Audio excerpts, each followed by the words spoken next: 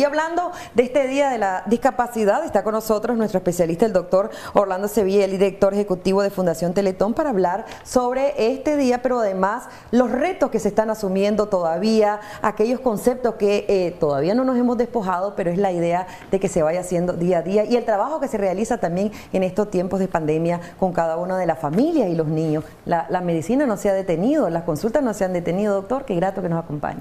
Muchísimas gracias, Doily. Para nosotros es una alegría poder estar celebrando el Día Nacional de las Personas con Discapacidad justamente en Canal 10, un medio de comunicación que desde el principio se ha involucrado con el Teletón en una alianza por convertir cada año los eventos Teletón y las campañas Teletón en campañas educativas a la población en general para reivindicar los derechos de las personas con discapacidad. Y es lo que se celebra hoy justamente. Sí.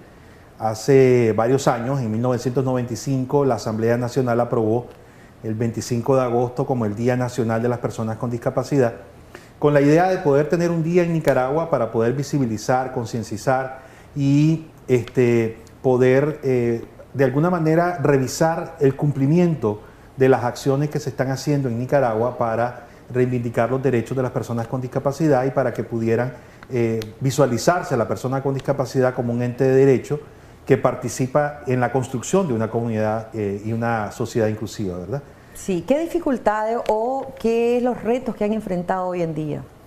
Mira, las personas con discapacidad de por sí tienen muchas barreras en la sociedad para poder incluirse, aunque hemos logrado avanzar, pero sí hay muchísimas barreras sociales, barreras arquitectónicas, barreras en la mentalidad de las personas, ¿verdad? Es increíble cómo en algunos colegios, incluso desde el inicio que empezaron los procesos de inclusión en aulas regulares de chavalos con discapacidad, los que más saltaban eran los padres de familia del resto de los chavalos.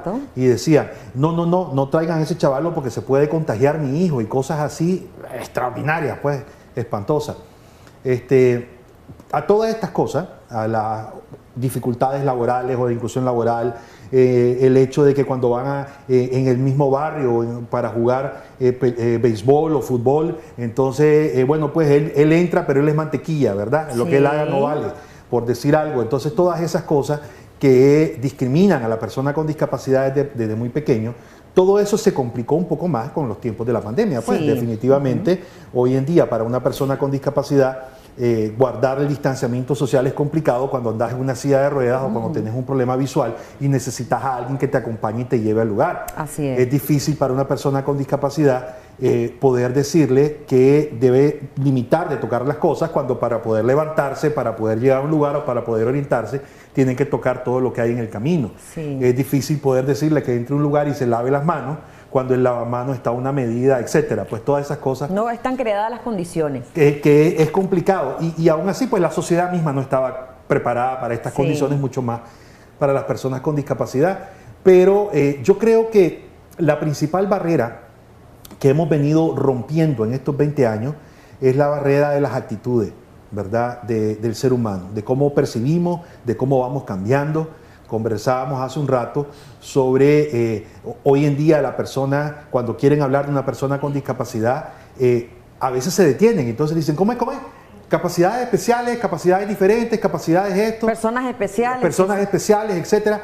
Y entonces algunos dicen, no, mire, espérate, la convención dice persona con discapacidades, como debe ser, pero también llama la atención que la persona se detiene no con mala intención, sino con la idea de poder decirlo en un ámbito de respeto a esa persona que forma una persona como yo. Doctor, pero también hay algo importante que usted nos compartía hace un momento, que y escuchando y viendo la historia de Mónica, ¿qué cantidad de padres se quedan en ese hogar cuando hay un hijo con discapacidad? Mira, ese es otro fenómeno. Pues realmente cuando llega la noticia de que mi hijo tiene una discapacidad, es un golpe muy difícil para la familia. Pues estaban esperando, entre comillas, un niño con la norma como todos los demás y de repente tenés la noticia de que tu hijo nació en condiciones diferentes.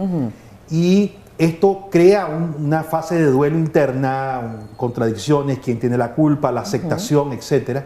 Y en ese proceso muy pocas parejas sobreviven. Generalmente más del 80%, alrededor del 82-83%, según nuestras estadísticas, de las personas, de las familias que acuden a los centros Teletón, son familias de madres solteras, donde el papá, cuando se enteró que había un niño con discapacidad, se fue y hizo su familia en otro lado, ¿verdad? Muchas de ellas incluso hasta abuelitas que se han asumido ese rol, ¿verdad? Por eso es que el papá de Mónica, ¿verdad? Definitivamente es un ejemplo para todas nuestras familias. Sí, ¿cómo van a celebrar ustedes esta semana? Mira, nosotros comenzamos el día de ayer, ¿verdad? Nosotros pues desde marzo, en el contexto de la pandemia, hemos estado enviando mensajes a través de nuestras redes sociales y a través de podcast a todo el pueblo de Nicaragua con información general. Ayer comenzamos a hablar sobre las generalidades de la discapacidad. Sí. Hoy estamos moviendo mucho en redes el tema de los mitos. Mañana vamos a tener una sesión en vivo en los live, en Facebook Live. Y el viernes vamos a tenerte a vos, ¿verdad? Que vamos a compartir con vos en una sesión, ¿verdad? Sobre todos estos mitos y el avance en el cumplimiento de los derechos de las personas con discapacidad. En los centros hay mucho todavía que Todavía hay mucho que hacer. Todavía, mira, yo te puedo decir que estamos en una escalera en la que hemos logrado varios peldaños. Ya se ha logrado inclusión en los chavalos y todo. Pero nos quedan muchas cosas por hacer. Muchísimas gracias. Entonces, ahí estamos más que invitados todos, ¿verdad? A seguirnos en las redes, en los diferentes sitios que tiene Fundación Teletón para que también nosotros nos eduquemos, continuemos sabiendo un poquito más también sobre la vida de muchas personas que están enfrentando en este momento alguna situación difícil en relación a la pandemia y que hay en la familia alguien con discapacidad. Vamos a una breve pausa comercial y ya volvemos.